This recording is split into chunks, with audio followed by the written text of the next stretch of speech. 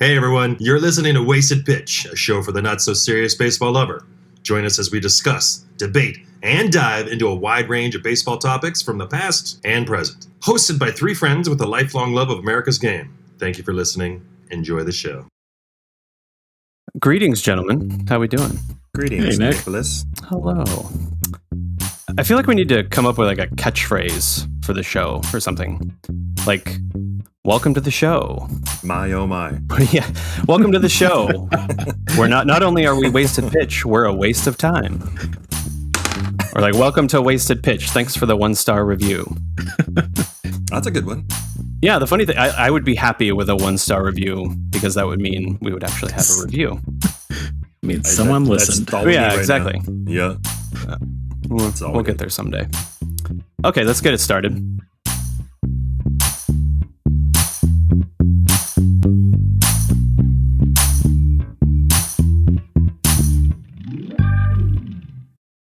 Guys, have you heard this story about MLB using 3 different types of balls for the 2022 season? It came out like in December, I think. Yeah. It was put out by Yahoo Sports. It's a strange one. So, according to this article from Yahoo Sports back in December, there was a study done by, get this, an astrophysicist. I don't know why that's hilarious to me, but it's an astrophysicist who says that 204 baseball samples she studied, there were 3 different types. So we have the dead ball, which is like the primary ball that MLB said they were going to use for this season, right? And this is coming from everybody's favorite commish, Mr. Rob Manfred. Why is it called the dead ball? Well, I think it's because of this second ball that was tested, which reared its head back in 2019. It's considered the juiced ball, right? And it's the one that drew controversy back then because there was like an insane amount of home runs that were hit that year. I think it was like 6,776 home runs. It like broke the record. So that's why it's called the dead ball, because it's different than the juiced ball. He says that the change wasn't intentional, but at this point, like, who the fuck knows, right? And so then there's the third ball, and this is where it gets good, because so the third ball, which is hilariously named the Goldilocks ball, she named it. Her name is Dr. Meredith Wills. It's split the difference between the dead ball and the juiced ball in terms of its specifications, right? So it's kind of in the middle. It wasn't quite as dead as the other one, and it didn't create a ton of home runs, or it didn't have the same drag that the other one did. So a majority of the balls that she tested were the dead balls. So of the 204, most of them were the dead balls. The Goldilocks balls were mostly found in certain circumstances or special circumstances like the postseason, the World Series, and All-Star events. So I would imagine, probably like Home Run Derby or something like that. But they were also found in the regular season, but for only one team. Can you guys guess who that team is? Eric? I mean, maybe someone breaking the record for home runs. Yeah, it's your boys, the New York Yankees. Just super sketch because of Aaron Judge's little home run bonanza last year. Well, they were printing special balls toward the end of his run. Yeah, those didn't have the ones that were the Goldilocks balls that were found in New York didn't have the special, or not the special, like the normal printing of MLB stuff on it. So interesting. Okay. Yeah.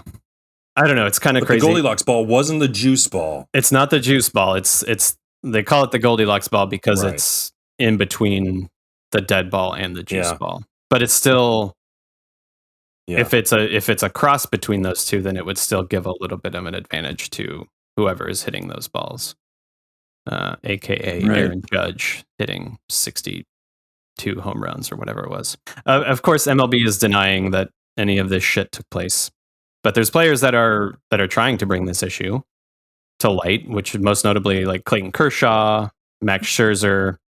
So it's clearly being noticed by players. They're noticing that there are different balls being put in play. And it kind of makes me wonder, like, if there were only 204 samples taken by this astrophysicist, how many more of them are there? Right. And why? That's not very many. Why? No, it's not. That doesn't seem like very many because Yeah. They go through so many balls in one game. So They can go 2 and through 4 is not very multiple many. balls in one at bat. Absolutely. Okay, let's tackle the subject Yep, here. let's do it. Why is there a different ball? That makes zero sense. Yeah, great question. I think part of it. Part 2 to that question. Yeah, go for it. When did they first discover there was like a second ball in the mix? How long has MLB been denying multiple balls out there playing? I think it's been going on for a few years at least. Yeah, there's been speculation from the players for a couple years. At the start of last season, they were saying how the ball was deader than the previous season, and that was deader than the season before. Yeah, so it's been going on for a little bit. But they always feel the same. Right. They look and feel the same. Like according to pitchers, yeah. Yeah, They just flabbergast me. And the interesting thing is, like, in 2021, they found out that they were using different balls because, however they did the test. But MLB admitted that there was a possibility that they were using different balls because there was supply chain issues in 2020 because of COVID. So that was their excuse then, was like, hey, maybe they got mixed up. And then I think there was more speculation. Are baseballs not made in the USA? They are. So Rawlings, who makes the baseball, raw materials aren't. is owned by MLB. MLB bought Rawlings in 2018, apparently. Ah, interesting. Suspect. All of it. It's super suspect, and it makes you kind of wonder if they're actually doing it and they're just trying to deny it to try and, who knows what reason they would have to do it. Well, they're obviously doing it. Does this go with the whole sort of like trying to like boost? Are they they put the juice ball out there to get more hits, to get more runs, to get the ball in play, to create some? That's how it all started. That's kind of the conspiracy theory going around, is that's why those juice balls were put into place, right? Right. Like, they'll put them in for excitement when they need something to happen. Yeah, and you look at the numbers from 2019, which is when the juice balls were found. I mean, those, like, it's clearly apparent that it worked, right? The most home runs in any season. There's no doubt that the ball travels. If I was a pitcher, I would be pissed as well, and I would like try to expose that as well. Absolutely, without a doubt. I think Verlander said something back then. I think that's kind of how that story came about in 2019, is because Verlander was like calling out Rob Manfred, saying that these balls are juiced and we need to look at them. And I think that's essentially how it came to light that there were different balls being used. I don't know. At the end of the day, they have to figure this out because it's going to keep happening. And I don't know if it's on purpose or if it's just a small mistake by the machinery at the Rawlings plant. But at some point, like, it can't be that hard to figure out, you would right? think. I mean, you're a multi-billion-dollar organization, and you can't figure out for the balls to come out into 3 definitive categories by the scientists. That's not just a machine going awry. That's intentional. It's not like they're a little bit off. There's big enough differences that they're in different categories. Yeah. Was the size of the ball affected or anything like that? Weight? I think it's like the density of it. Yeah, I think, from what I understand, the specifications that are needed for balls in Major League Baseball are, there's a certain range that they have to be within, and that range is a little bit larger than it should be. Clearly. From what I understand. Clearly. They got to get it together. Yep. That is a bad move on their part. MLB. Yep. Agreed. Next. I'm not sure that I've ever seen either of you without a beard. Is that accurate? Were you guys born with beards? Is that a thing? Yes. Pretty much. Yeah. Yes. Have you ever not had a beard since you were an adult? Yes. Yes. I don't believe it. Why do the Yankees still have that asinine appearance policy that doesn't allow their players to have facial hair or grow their hair past a certain length. What's the point? They can have facial hair. They can. They can have mustaches. Oh, they can. I thought it was completely. They can have table. mustaches. I believe. It I can't can be verify the that. handlebar mustache. It's excess whiskers is, I believe, what the term, which includes beards. They can have a cleanly shaved mustache or no facial hair at all. That's their choices. But why? What's the point of it? Why? So Steinbrenner, it was like 73 when this came about, when he did this rule.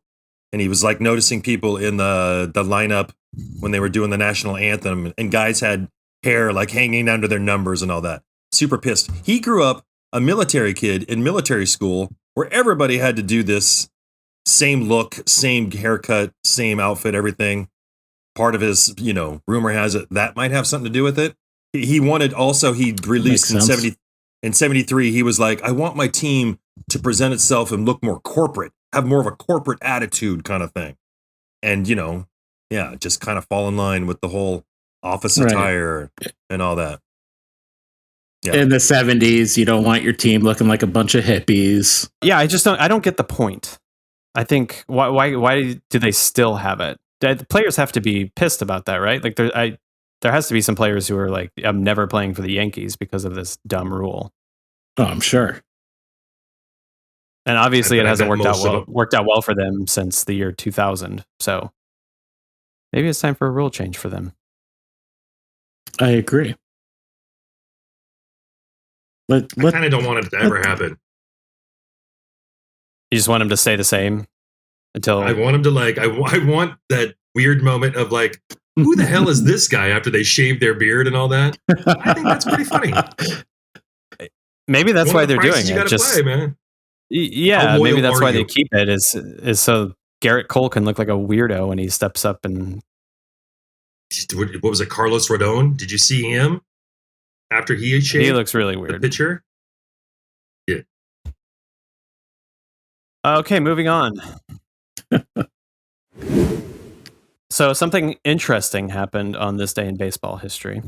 Eric, you'll enjoy this. So in the year 1973, Orlando Cepeda signs with the Boston Red Sox, making him the first player signed by a team specifically to be a designated hitter. So 1973 was also the first year that the DH rule went into effect, and the Red Sox actually played a part in the first DH at bat as well. On April 6th of that year, which was opening day between the Red Sox and the Yankees, Ron Blomberg of the Yankees was walked by Red Sox pitcher Louis Tiant. Kind of an interesting little factoid about the DH rule. So it kind of got me thinking a little bit, because this past year we saw the DH adopted by the National League. And I'll be honest, I was torn on this. Like, on one hand, I think it adds a sense of consistency to MLB as a whole. Like, it always felt a little weird that one league adopted it and the other one didn't, which is something that you don't really see in other professional sports, right? In the NFL, you don't see different. The AFC and the NFC, they don't have any differences on that end. But on the other hand, it kind of made for some really interesting baseball games, like most notably in interleague play and the World Series, especially. What are your thoughts on the rule change, having seen it in effect for a full season?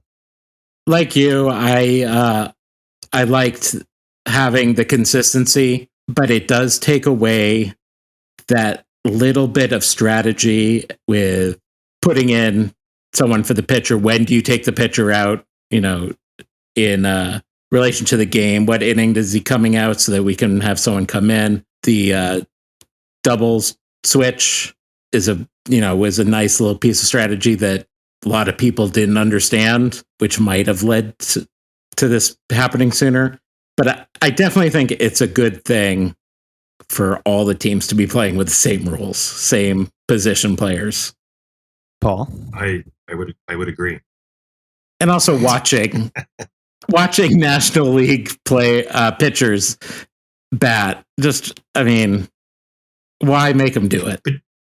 But it's at the same time, it's kind of funny. There was always that like 3 or 4 batters that loved hitting. It's like I enjoyed pitchers attempting to hit. I thought it was great, but at the same time, I get it for kind of managing how fragile the pitchers are in their arms and this, that, and the other. But I'm going I've to been disagree with you American guys on fan. this. I was torn at first, right? Like I said, I was part of me didn't want to see it go away. Part of me was like, this is stupid. Why are they different? But like after watching it for a year, I don't like that they changed it. I actually kind of wish they never changed it. And maybe that makes me one of those people who doesn't like change and, wish MLB would stick to their script. But here's what I miss most about it. Number one, watching pitchers have an at-bat is pretty fucking fun. Most of the time they're not raking, but there's always the chance that they can get a big hit in a big moment. I mean, think about it. Like Bartolo Colon hit that. One in a million. I know, but it was amazing. Dude, we don't get to see that anymore. King Felix against the New York Mets. Grand salami time. Yeah, see, those are amazing moments that we're not going to have that again.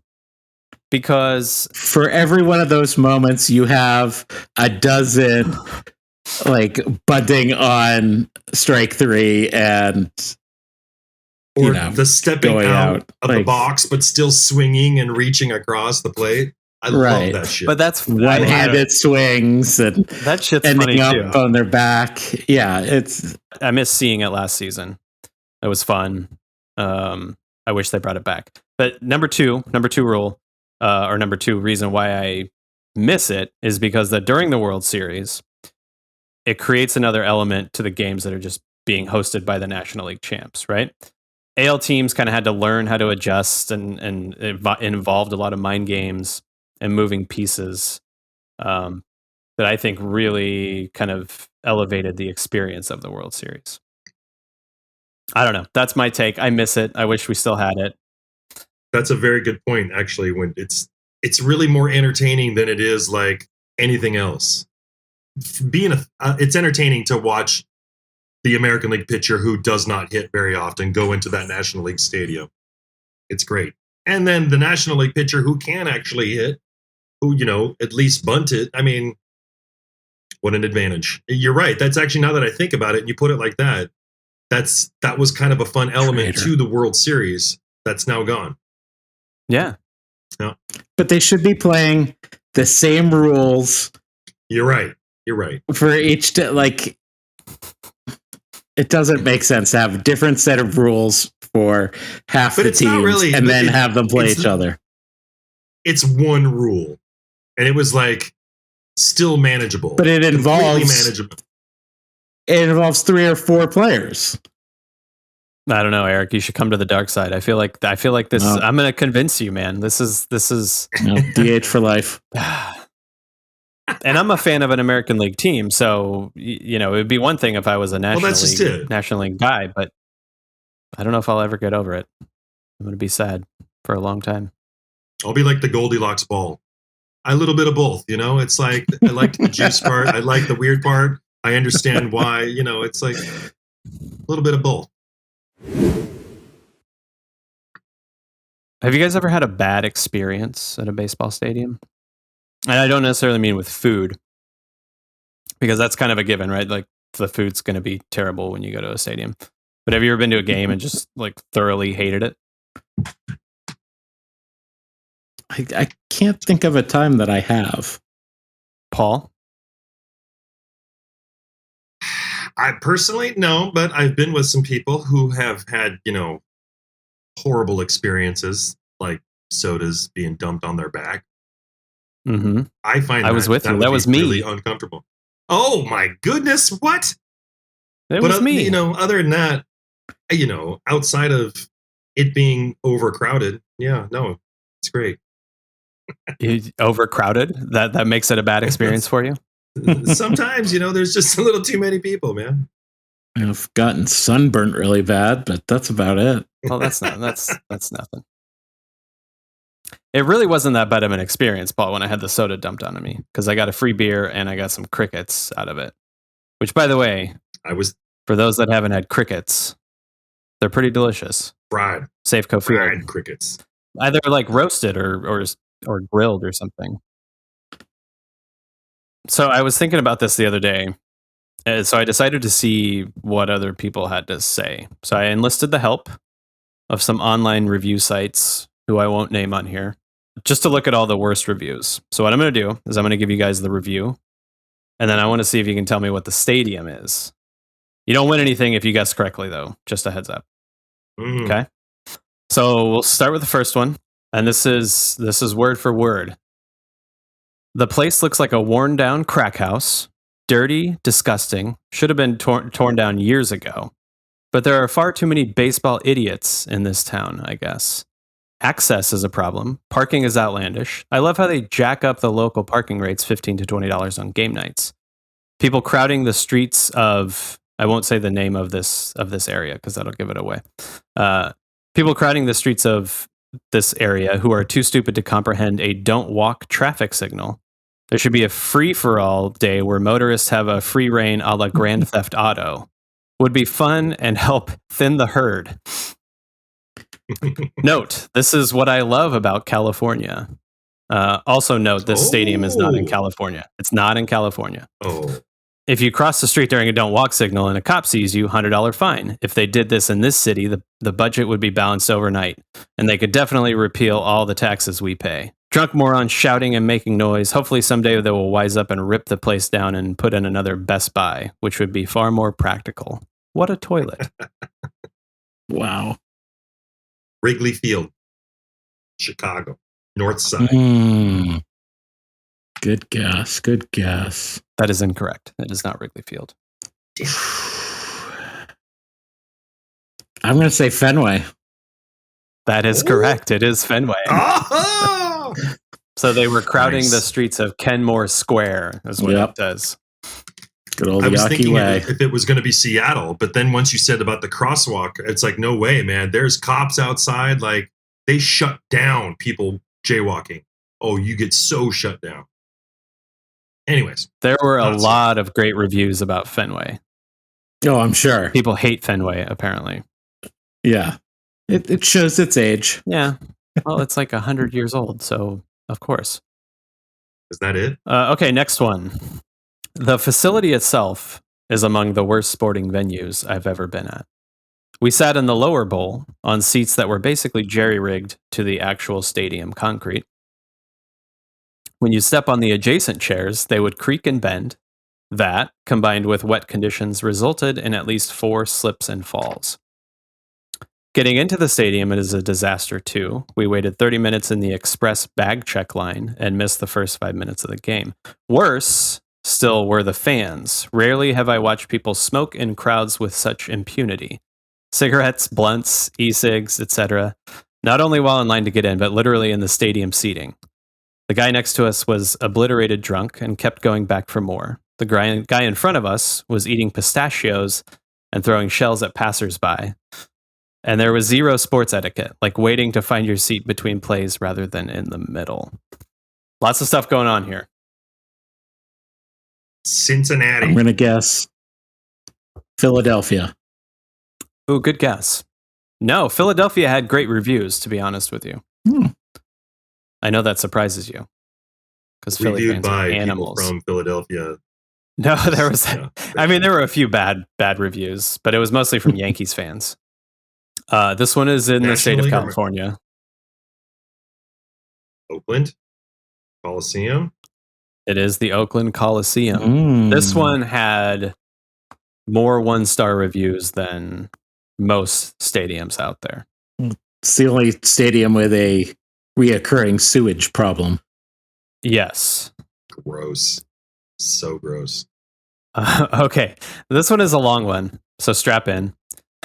Paul, I think you're going to like this one, though. So it first starts out by saying, warning, lots of ranting and use of the word shit. Okay, so I'm from Seattle, and I just went to my first game. By the way, it's not in Seattle. And I gotta say, this stadium is one of the most shittiest stadiums I have ever been to. I'm not sure if people from this town know what they're missing out on, because compared to Safeco Field or CenturyLink, this stadium is a sticky butthole dressed in nice video displays. Fantastic. Yeah, it gets better. Getting there was a bitch because of traffic. And then when you get there, there's another set of traffic because of their shitty parking system on their grounds. Like, seriously, build a parking garage and you'll have enough space to get in and out of and build a new stadium.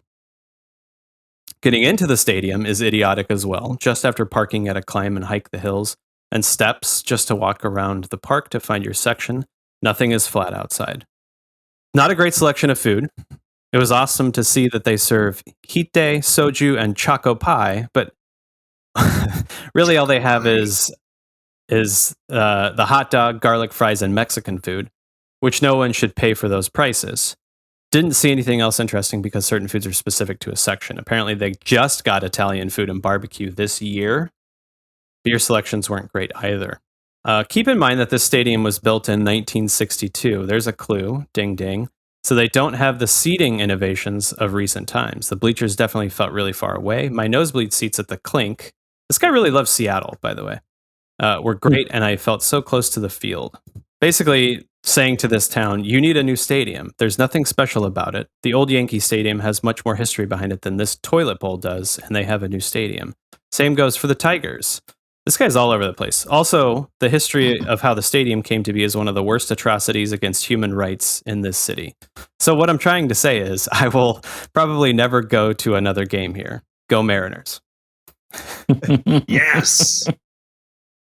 I like this guy. So where is it? What do you think? Dodger Stadium? It is Dodger Stadium. Way to go, Paul. Oh. You got it. If you haven't read up about what they did to that neighborhood to build Dodger Stadium, that review is 100% accurate. You should read up What about they do. it. I will.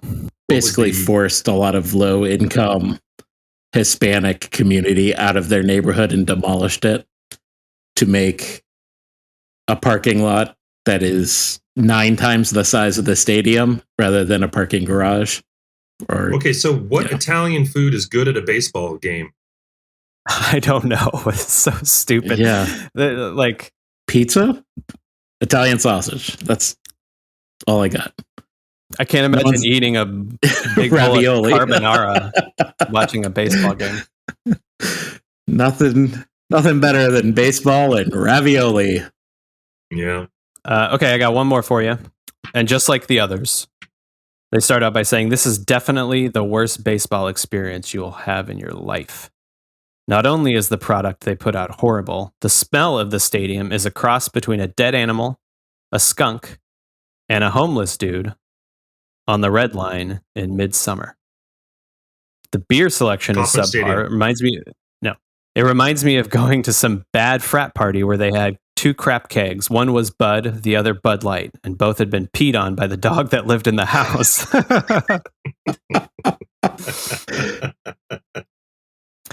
If you have to use the bathroom, my advice is that you get locked up, taken to holding, and use the bathroom while awaiting trial.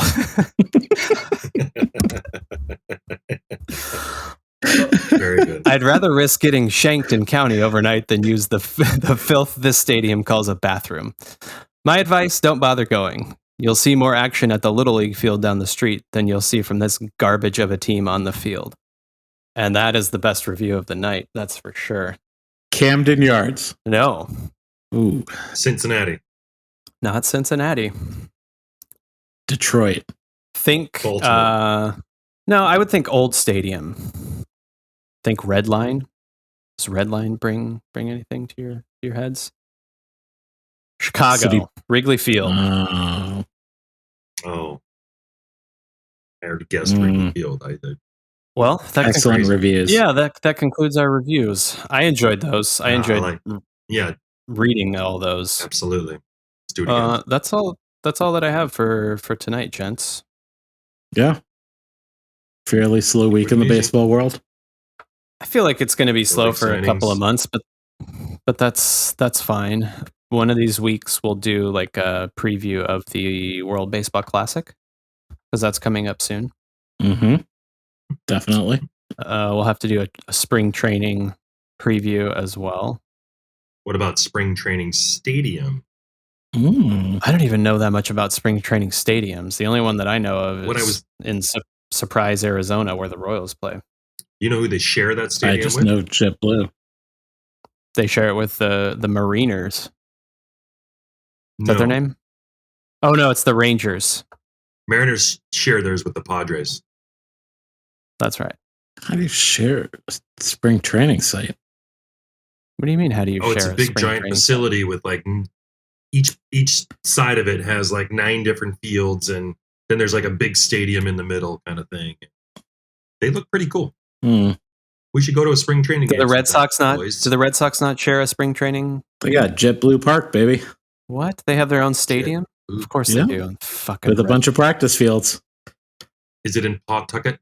It's in Fort Myers, Florida. Pawtucket. Isn't that like a fictional town in? It's Family a real Guy? Town. Oh, it is? Okay. Yeah. It's a real town, Nick. My bad. Past home of the Paw Sox. Well, anyway, I think that'll do it for this episode. Thanks for joining us, everybody. As always, thank you. Like and subscribe. That's a thing? Yeah, it is a thing, Paul. You can like and subscribe now, I think. Maybe. I think that's YouTube. Oh, is it? Yeah. Leave a review. You can. Yeah. Leave a review and tell your friends. Yeah. Boom.